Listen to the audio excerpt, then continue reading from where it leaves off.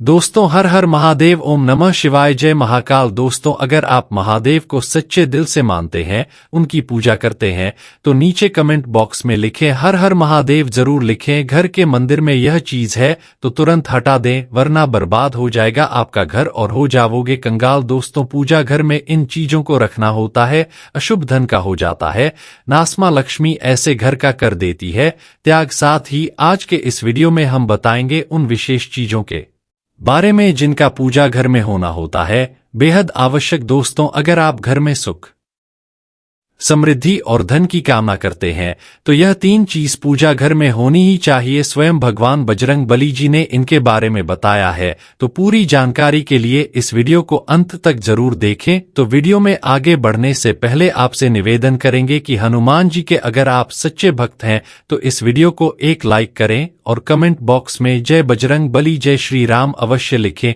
दोस्तों प्रत्येक मनुष्य अपने घर में एक छोटा सा पूजा घर अथवा मंदिर अवश्य बनाता है, जिसके अंदर वह अपने सभी प्रिय देवी देवता और उनसे जुड़ी महत्वपूर्ण चीज श्रद्धा भाव के साथ रखना है। लोग अपने मंदिरों में देवी देवताओं की तस्वीर और इन चीजों को भी रख देते हैं, परंतु हमारे शास्त्रों के अनुसार मंदिर के अंदर कुछ चीज रखना जितना फलदायक होता है, उतना ही कुछ चीजों का रखना अमल और अशुभ होता है।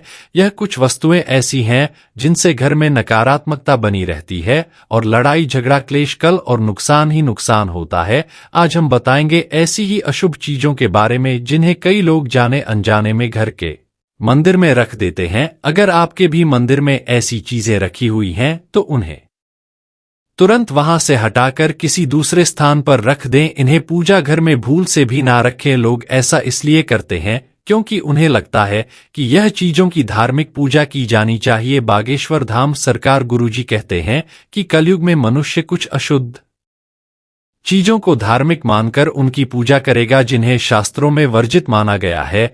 भगवान बजरंग बली जी ने इसकी भविष्यवाणी पहले ही की हुई थी कि कलयुग में मनुष्य धार्मिक और अशुभ चीजों की भी पूजा करेगा। तो चलिए जान लेते हैं हमें हमारे पूजा घर में कौन सी चीज रखनी चाहिए और कौन सी नहीं। दोस्तों सबसे पहले दीपक और धूप दन के बारे में जान लेवे। दोस्तों भारत परंपरा मिट्टी से जुड़ी हुई है, इसलिए मंदिर में पारंपरिक मिट्टी का दीपक अवश्य होना चाहिए। अगर आप मिट्टी का दीपक नहीं रख सकते हैं तो धातु के दीपक का उपयोग करें।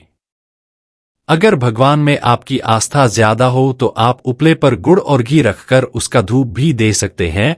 ऐसा करने से घर में सुख शांति बनी रहती है। दूसरी चीज है स्वस्तिक। घर के मंदिर में स्वास्तिक अवश्य होना चाहिए। आप इसे रोली से बना सकते हैं। स्वास्तिक आपके घर की शक्ति, सौभाग्य, समृद्धि और शुभता का प्रतीक माना जाता है।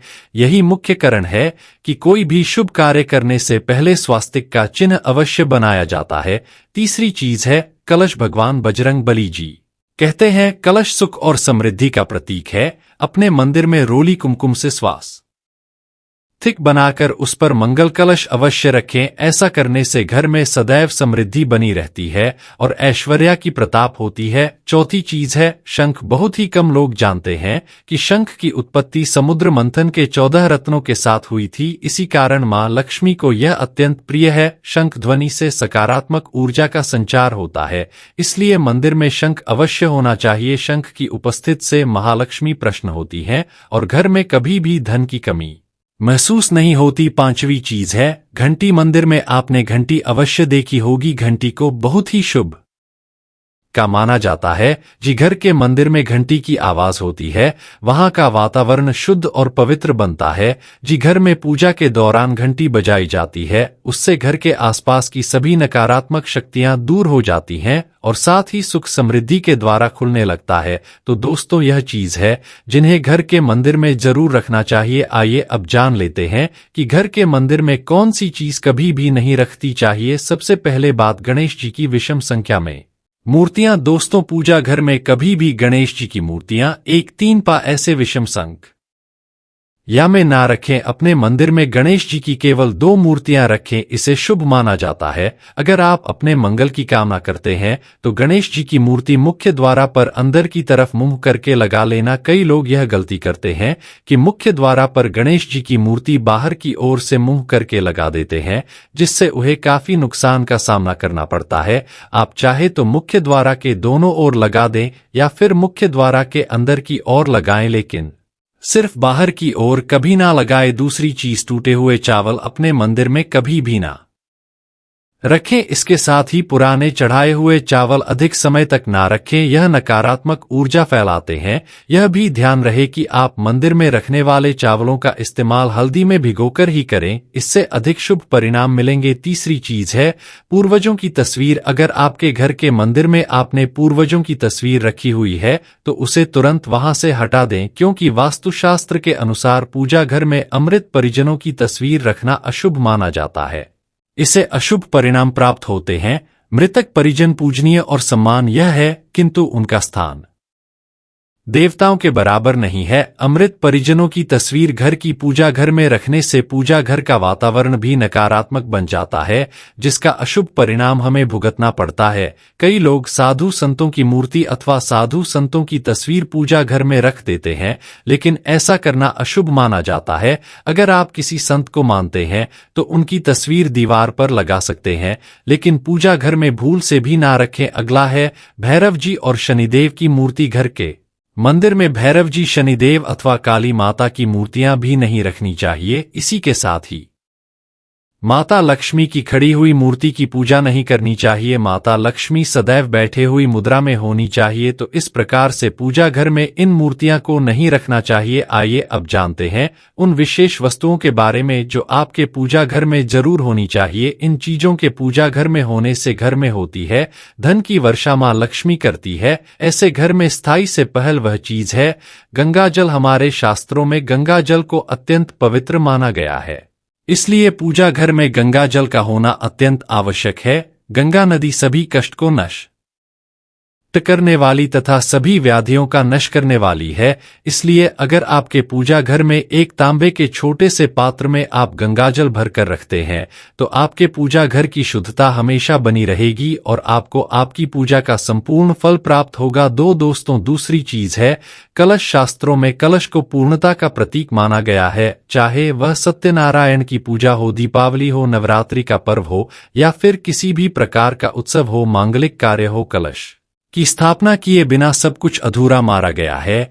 पूजा में कलश का उपयोग देवताओं का आवाहन करने के लिए किया जाता है। ईश्वर के सामने तांबे के कलश में पानी भर कर रखना इतना शुभ होता है कि अगर हम अपनी रोज की पूजा करते समय भगवान के सामने तांबे के कलश में पानी भर कर रखें तो उसका चमत्कारी प्रभाव हमें अवश्य देखने को मिलता है। इसके लिए मुख्य रूप से तांबे के कलश का उपयोग करें। पूजा में अगर किसी सामग्री की कमी रह जाए तो परेशान ना हो या पूजा बीच में ना छोड़े। ऐसे में भगवान को चावल और फूल चढ़ाई और मन में ही उस चीज का ध्यान करें। प्लास्टिक की बोतल में या किसी भी अपवित्र धातु के बर्तन में गंगा जल कभी नहीं रखना चाहिए। आप पवित्र धातु जैसे एल्युमिनियम और लोहे से बने बर्तन, इनमें गंगाजल ना रखें। गंगाजल तांबे के बर्तन में रखना शुभ रहता है। केतकी का फूल शिवलिंग पर अर्पित नहीं करना चाहिए। किसी भी पूजा में मनोकामना की सफलता के लिए दक्षिणा अवश्य चढ़ा चाहिए। मां लक्ष्मी को विशेष रूप से कमल का फूल अर्पित किया जाना चाहिए और अगर आप यह शुक्रवार के दिन करते हैं तो इससे कई गुना लाभ मिलता है। इस फूल को 5 दिनों तक जल छिड़क पुनर्चढ़ा सकते हैं। हमेशा इस बात का ध्यान रखें कि कभी भी दीपक से दीपक जलाना नहीं चाहिए। शास्त्रों के अनुसार जो व्यक्ति दीपक से दीपक जलते हैं वह रोगी होते हैं। घर के मंदिर में सुबह और शाम दीपक अवश्य लगाए। एक दीपक घी का और एक दीपक तेल का जलना चाहिए। पूजा में दीपक सही जगह रखना चाहिए। घी का दीपक हमेशा दाएं तरफ और तेल का दीपक हमेशा बाएं तरफ रखें। जल पात्र, घंटी ऐसी चीज हमेशा बाएं तरफ रखती चाहिए। तो मित्रों, अगर वीडियो अच्छा लगा होगा वीडियो को लाइक शेयर जरूर करें और नीचे कमेंट में हर हर महादेव या श्री शिवाय नमस्तुभ्यं जरूर लिखें, जिससे कि आपकी मनोकामना जल्दी पूरी हो जाए।